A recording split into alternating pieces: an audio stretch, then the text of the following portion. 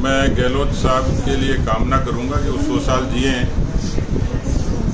लेकिन अशोक गहलोत जी तो ठीक ही कह रहे हैं कि वो स्वस्थ हो गए, वो हमेशा स्वस्थ रहें। पर उनके रहते हुए ये बात साबित हो गई कि कांग्रेस बीमार हो जाएगी। इसलिए हमारे लिए भी महफूज है कि अशोक गहलोत जी रहें, नेता के रूप में रहें, चेहरा वो रहें, तो हमें थोड़ा जोर कम आएगा। लेकिन यदि उन्होंने ये कहा है तो ये उनका अभिमान और दम्भ दिखता है।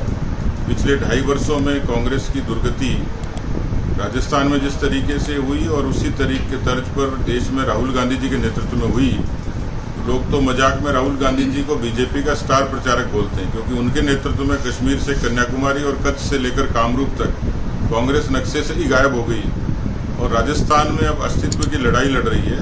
व्यवहार से और विचार से नकार दी गई है। इसलिए 2023 के बाद का जो भविष्य है वो कांग्रेस का अंधकारमय है। अशोक जी ये कहते हैं तो मुझे लगता नहीं कि वो उनके बारे में जादूगर कहा जाता है, ज्योतिषी तो वो कतई नहीं है। लेकिन शांति धारीवाल जी के चौथे टर्म के लिए कहा तो ये ताजुब की सी बात है कि उन्होंने शायद क्या गणना करी होगी, क्या जादू वो करेंगे।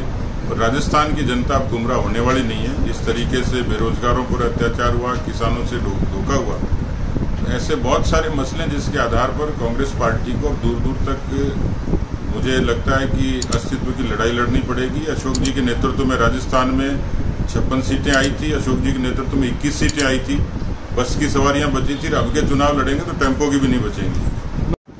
अभी 8 तारीख नामांकन की अंतिम तिथि है, लेकिन चुनाव का पैनल तो हम पहले भेज देते हैं। पर पार्टी की जो चुनाव समिति है, केंद्रीय पार्लियामेंट्री बोर्ड है, सेंट्रल पार्लियामेंट्री बोर्ड तय करता है 30 चुनाव पूरे देश भर में, तो वो नाम एक साथ ही घोषित होंगे।